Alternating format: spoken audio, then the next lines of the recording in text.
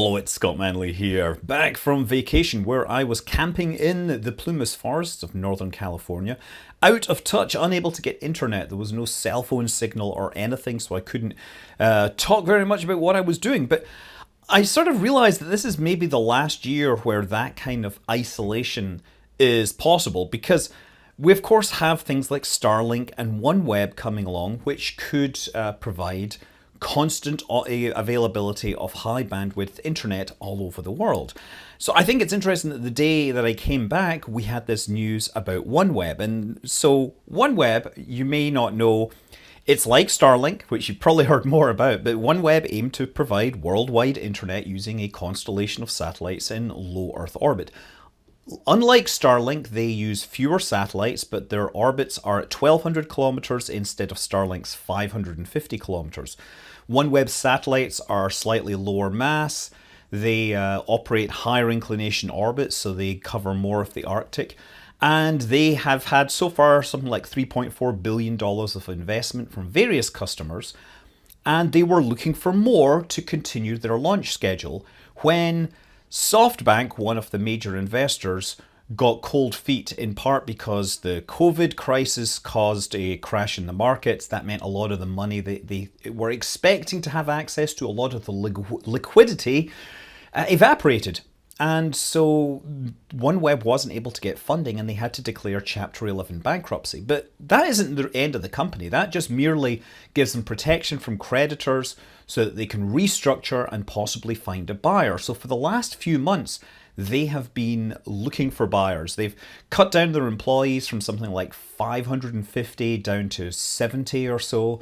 Just enough people to keep the lights on, keep the satellites in orbit, manage the base stations, make sure that the existing investments continue to be in good condition for any possible buyers. And of course, they employ a bunch of people to make sure that the potential buyers know what they're getting and do all the legal paperwork. So there have been a bunch of people looking at this. Like I heard that Amazon was looking at one point, and another operator, Telesat, who they've their own proposal for an LEO constellation.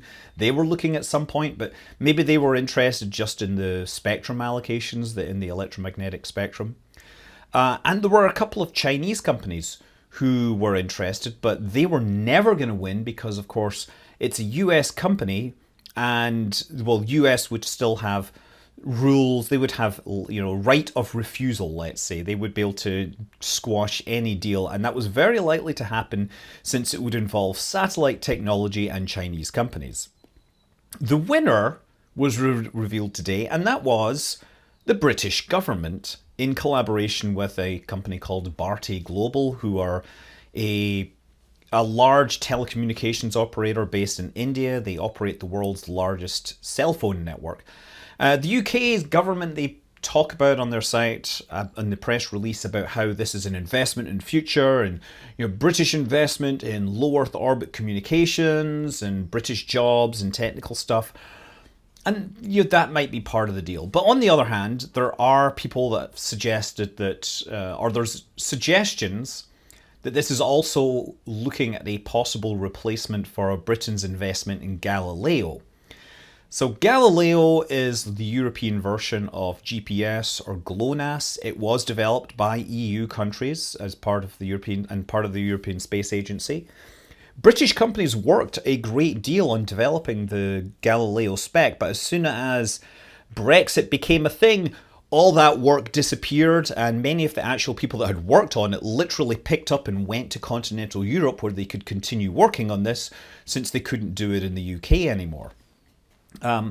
So there was the suggestion is that maybe Britain could use this instead of Galileo for its own sort of private navigation network. And that's sort of questionable. So GPS, Galileo, GLONASS, they all use L-band signals in the 1 to 2 gigahertz range, which means they can use an omnidirectional antenna and can connect to multiple satellites.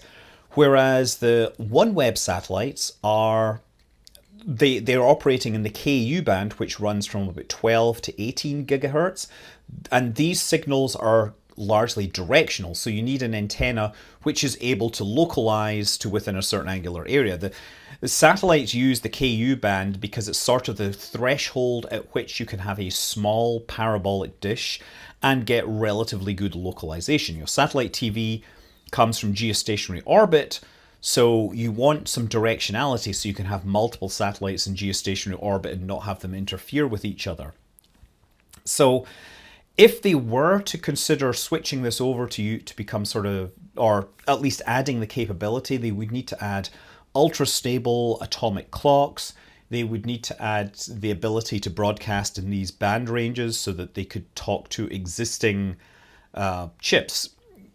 People that make the processors and the hardware that handle GPS and GLONASS and everything, they're pretty much all operating on the same principle. They're getting orbital elements, positional data, and a time, and they use all this with multiple sources to do quadrilateralization, where you basically have multiple distances to targets and you figure out where you are on the surface of the Earth to within a few meters or possibly even higher precision once you really know what's going on. So yeah, if Britain wanted to turn this into a geolocation system, they would have to modify the satellites and add some extra hardware to do this. But if they want to use it to bring jobs back to the UK and all that, well, the problem with this right now is that a lot of that $1 billion that's going to Oneweb has already been spoken for because there are existing debts to be paid. For example, Arianespace has been handling the launch of all the satellites, and many of these satellite launches have already been paid in advance. Indeed, after OneWeb went bankrupt, they proceeded ahead with a launch on a Soyuz with 34 satellites on it. Arianespace has handled 3 launches so far, all on Soyuz launchers. They're going to switch to Ariane 6, I believe, for the last 3, but there's like 20 odd Soyuz launches that are going to happen. Arianespace is expecting another $282 million just for the Soyuz launches, and that'll have to be paid out pretty much right away if they want to continue. The satellite manufacturing, that is a joint venture with Airbus. Again, it's not really in Britain. It's actually the factory where they're building these is in Florida. So hypothetically, yes, they could take this partnership, reconstruct it, try to move it to the UK, but that might not be possible. There might be satellite technology which isn't available for export, and they would have to get an exception for that. And guess what? The US isn't likely to give the UK an exception to let them take jobs out of Florida and to move them to the UK. And even then, they're in a race with Starlink, right? They've got 70 odd satellites up there already, most of them sitting in 600 kilometer parking orbits right now. Starlink has like 300 satellites up there, and they're growing their network very quickly. So if you've got a factory that's designed to churn out these satellites and you then decide to move it elsewhere, that's going to slow your production down, and that might not be what you want to do.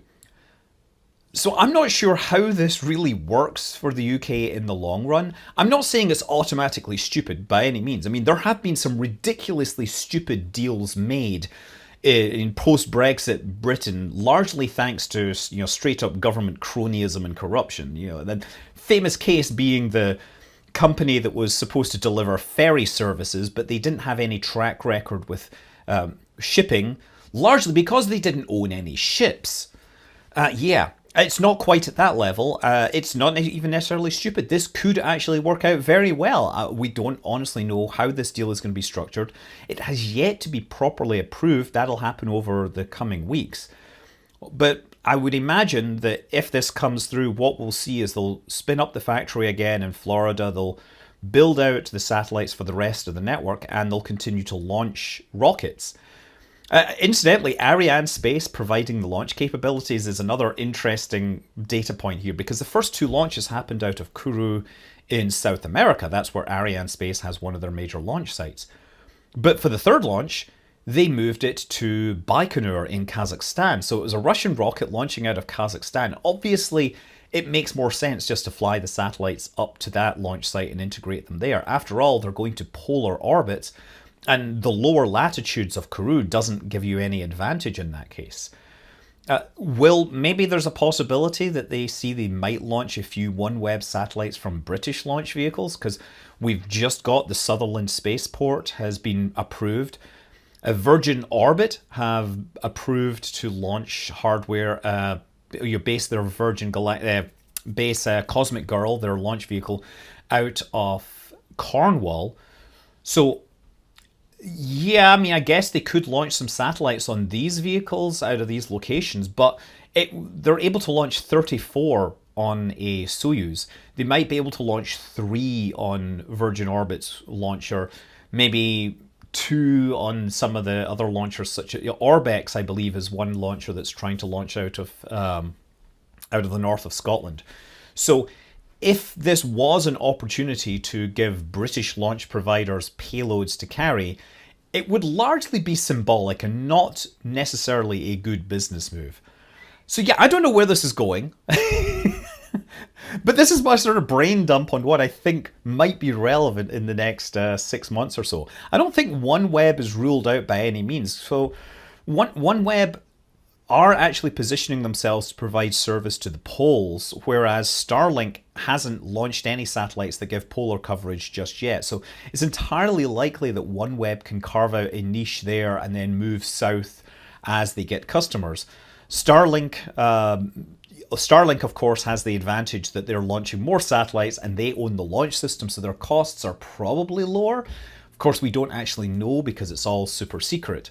But it would seem logical that SpaceX is giving themselves a pretty good deal when it comes to launches. So yeah, OneWeb, now property of the UK government, which means I guess I own part of it somehow in some very small way. I'm Scott Manley. Fly safe.